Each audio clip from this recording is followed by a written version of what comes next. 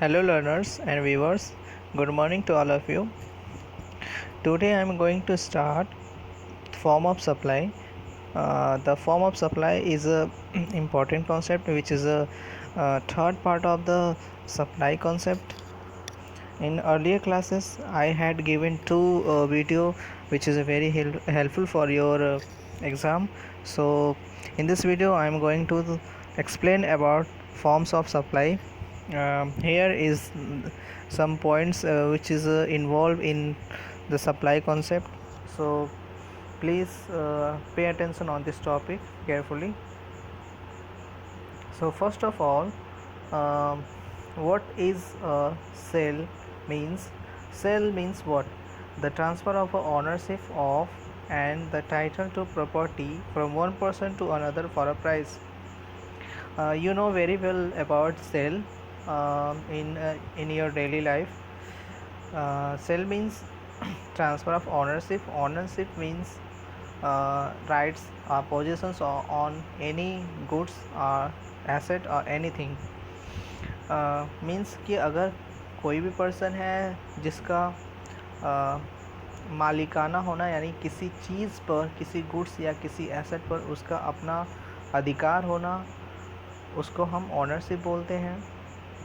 जब भी कोई पर्सन अपनी ओनरशिप यानी अपनी राइट्स जो होती है, अपना जो अधिकार होता है वो ट्रांसफ़र करता है and title to property from one person to another for a price, या फिर किसी प्रॉपर्टी का जो टिल्ट है या फिर राइट है यानी जो अधिकार है, ओनरशिप है किसी प्रॉपर्टी का, वो एक पर्सन दूसरे पर्सन्स को ट्रांसफ़र कर देता है फॉर अ प्राइस.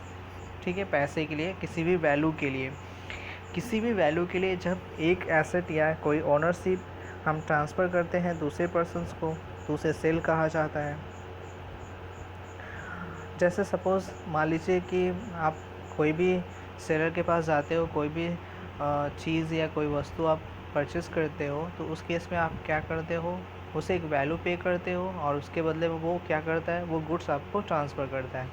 तो वो गुड्स आपका हमेशा के लिए आपके पास हो जाता है. सो वो चीज़ें वो क्या आ रही है वहाँ पे कि उसने अपना ओनरशिप या फिर उस प्रॉपर्टी की जो टिल्ट है यानी राइट है, अधिकार है, वो आपको हमेशा के लिए ट्रांसफ़र कर दिया और बदले में उसने क्या लिया, एक वैल्यू लिया. ठीक है, सो वो सेल होता है. सो अगर जब भी ऐसा कोई सेल हो रहा है तो उसे भी हम सप्लाई बोलेंगे, वो भी मेरा एक सप्लाई माना जाएगा और वहाँ पे आपको जीएसटी पे करनी पड़ेगी. So as per the sale of goods act 1930, आप ये जानते होंगे, पहले भी पढ़े होंगे आप कि 1930 ये एक्ट होता है. इस एक्ट के according sale of goods act को डिफ़ाइन किया गया है कि sale of goods act means क्या होता है. A contract of sale of goods is a contract whereby the seller transfer और agrees to transfer the property in goods to the buyer for a price. यानी जब भी किसी भी goods की सेल की कॉन्ट्रैक्ट होती है, वो एक ऐसा कॉन्ट्रैक्ट होती है जहाँ सेलर एग्री हो जाता है या फिर ट्रांसफ़र करता है एग्री करने के लिए किसी भी गुड्स की प्रॉपर्टी को बायर के लिए फॉर अ प्राइस. ठीक है, सिंपल सी बात है जो मैंने अभी बताया कि मतलब एक ऐसा कॉन्ट्रैक्ट जिसमें दो पार्टी होती है, सेलर और बायर आपस में एग्रीमेंट करते हैं गुड्स को परचेज़ करना और सेल करने के लिए फॉर अ प्राइस, तो उसको हम सेल बोलते हैं.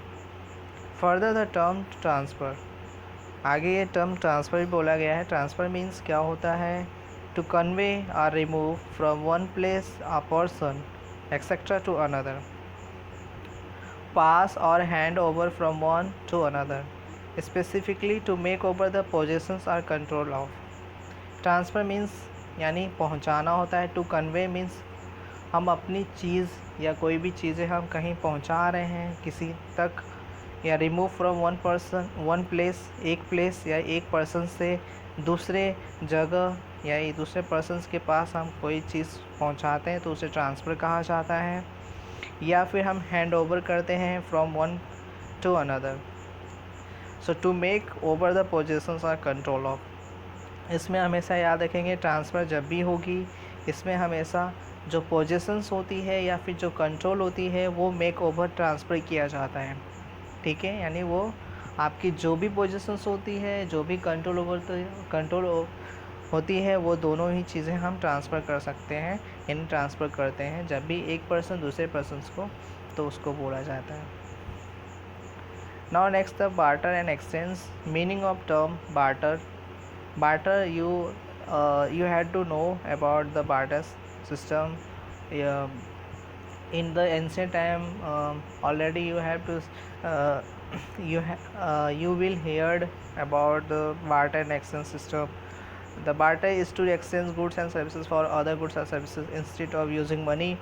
So barter system, what barter is the method, is the system where the goods and services for other goods or services instead of using money.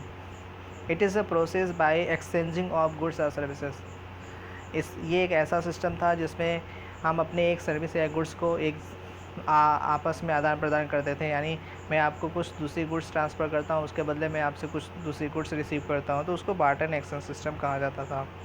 So exchange as an act of giving और taking one thing for another. Exchange का मतलब एक ऐसा act जिसमें हम giving यानी लेने देने का काम करते थे कोई भी चीज़ को। While barter deals with the transaction, लेकिन बार्टर जो होती थी वो केवल ट्रांजेक्शन्स के लिए यूज़ किया जाता था, which only includes an exchange of goods and services. Barter में केवल गुड्स एंड सर्विसेज को ही इंक्लूड किया जाता था। एक्सचेंज में barter deals with the transactions only includes an exchange of goods और सर्विसेज। एक्सचेंज में cover a situation where the goods are paid for partly in goods and partly in money. Exchange में एक ऐसी situation होती थी जहाँ पे goods are paid for partly in goods and partly in money, यानी हम कुछ पोर्शंस गुड्स को हम पेड करते थे और कुछ पोर्शन हम पैसे यानी मनी हम पे करते थे। Where there is a barter of goods और services, same activity constitute supply as well as consideration. There is a barter of goods और सर्विसेज, मतलब एक्सचेंज और बार्टर में सेम एक्टिविटी हुआ करती थी। सो ये दोनों चीज़ें ही आपको सप्लाई माना जाएगा, क्योंकि यह दोनों ही चीज़ में क्या हो रही है, समथिंग कुछ कंसिडरेशन रिसीव हो रही है। ठीक है, यानी आप बार्टर कर रहे हैं, एक्सचेंज कर रहे हैं, तो दोनों ही केस में आपको कंसिडरेशन रिसीव हो रही है, इस वजह से इसे सप्लाई ट्रीट करेंगे। Now next point, the licence lease rental disposal is also a form of supply.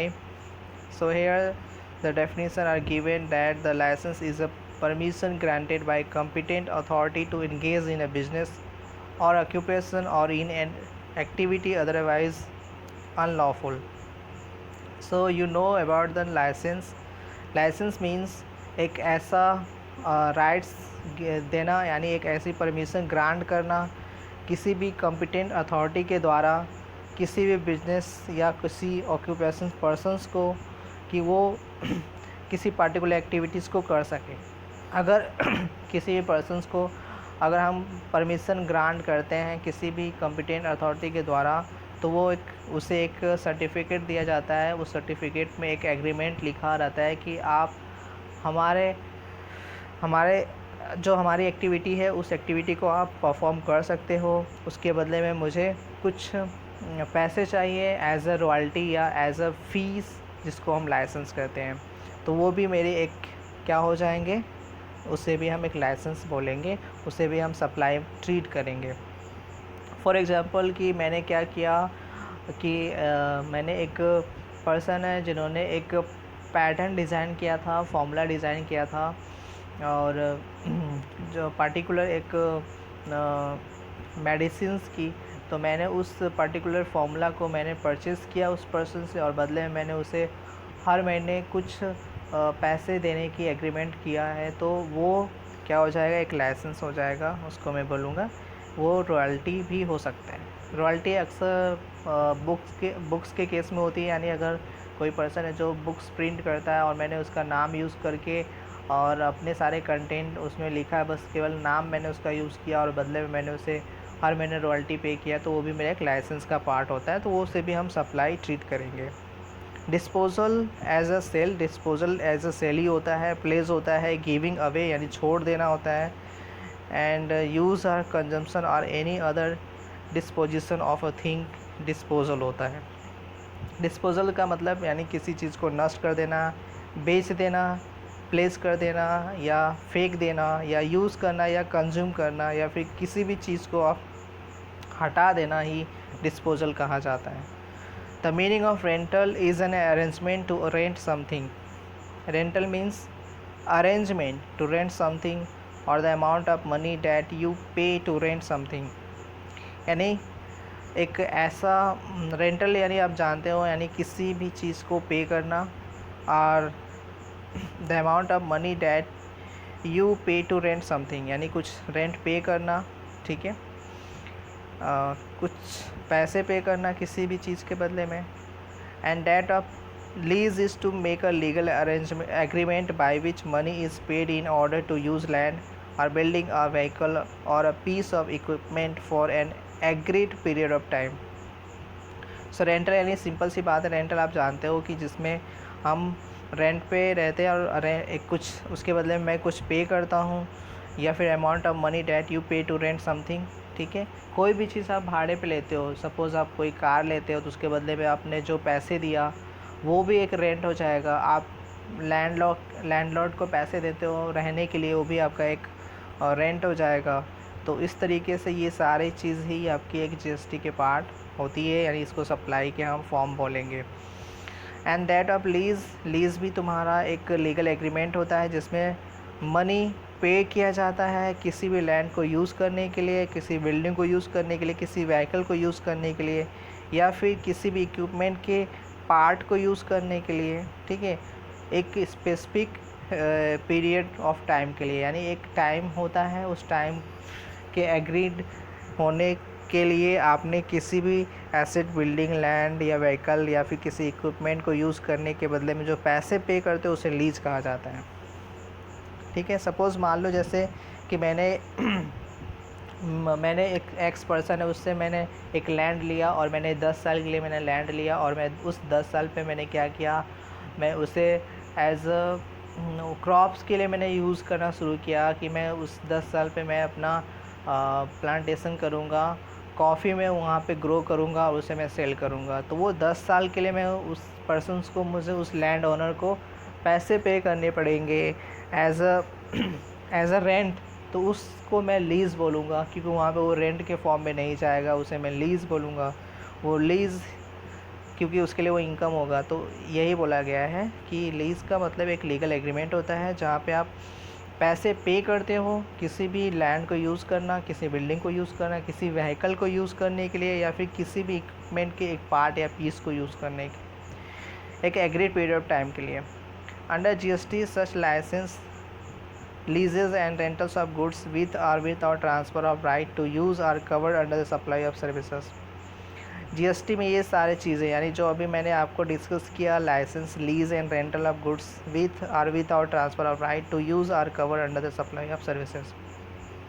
Means अगर आप ये लाइसेंस, लीज या रेंटल के बेसिस पे कोई भी गुड्स या यूज़ करते हो तो ये चाहे आपको वहाँ पे ये राइट ट्रांसफ़र किया जाए, यानी ओनरशिप आपको चाहे ट्रांसफ़र हो उस गुड्स का या ना हो, फिर भी आपको सर्विस में इंक्लूड किया जाएगा, फिर भी आपको सप्लाई ऑफ सर्विस में इंक्लूड किया जाएगा। आपको कहा जाएगा कि आपने सप्लाई किया है, आपने सप्लाई रिसीव किया है। ऐसा क्यों? Because there is no transfer of title in such supplies, such transactions are specifically treated as supply of services in the schedule 2। ऐसा इसलिए क्योंकि कुछ ऐसे ट्रांजेक्शंस हैं जो शेड्यूल 2 में ये डिफ़ाइन किया गया है कि अगर आप कुछ ऐसे ट्रांजेक्शंस करते हो जहाँ पे ओनरशिप ट्रांसफ़र नहीं होता है फिर भी, या चाहे ट्रांसफ़र हो फिर भी, आपको क्या कहा जाएगा कि आपको उसमें इंक्लूड किया जाएगा कि आप सप्लाई में आप कवर होते हो, ठीक है। सो यानी जब भी ये सारी चीज़ें होगी, licence, lease, rental of goods करोगे, चाहे आपको ओनरशिप ट्रांसफ़र हो या ना हो, फिर भी आपको सप्लाई माना जाएगा कि आपने जो चीज़ एक्टिविटी किया है वो सप्लाई के डेफिनेशन में कवर होता है। ये शेड्यूल 2 में बोला गया था। शेड्यूल 2 में बेसिकली है क्या? Schedule 2 means to the CGST act contain the list of activities और transactions which have been classified either as supply of goods और सप्लाई ऑफ सर्विसेज। शेड्यूल 2 एक ऐसा मतलब पर्टिकुलर एक एक्ट बनाया गया है, डिफ़ाइन किया गया है, एक लिस्ट है जिसमें ये बोला गया है कि कुछ ऐसे एक्टिविटीज़ या ट्रांजेक्शंस होती है जो क्लासिफाइड किया गया है either as supply of goods और सप्लाई ऑफ सर्विसेज, या तो वो सप्लाई ऑफ गुड्स होगा या फिर सप्लाई ऑफ सर्विसेज होगा। मैं नेक्स्ट वीडियो में आपको बताऊंगा कि शेड्यूल 2 में ऐसे कौन कौन से ट्रांजेक्शंस होती है, ऐसे कौन कौन से एक्टिविटीज़ होती है जो शेड्यूल 2 में फॉल करती है। ठीक है, तो ये आपका एक फॉर्म ऑफ सप्लाई था जो आपको समझना बहुत ज़रूरी था, क्योंकि इन सारे तरीक़ों से भी अगर आपने गुड्स सप्लाई किया, ट्रांसफ़र किया, आपने सेल किया, बेचा, डिस्पोजल किया, लीज़ किया, तो ये सब आपके सप्लाई के फॉर्म होंगे, सप्लाई माना जाएगा। और जाहिर सी बात है जहाँ भी सप्लाई होगा वहाँ पे GST आपको पे करनी पड़ेगी। ठीक है, सो आई होप ये वीडियो बहुत ही इम्पोर्टेंट है। प्लीज़ आप इसको अच्छे से देखिए, ध्यान से समझिएगा और इसे याद करिएगा। Thank you.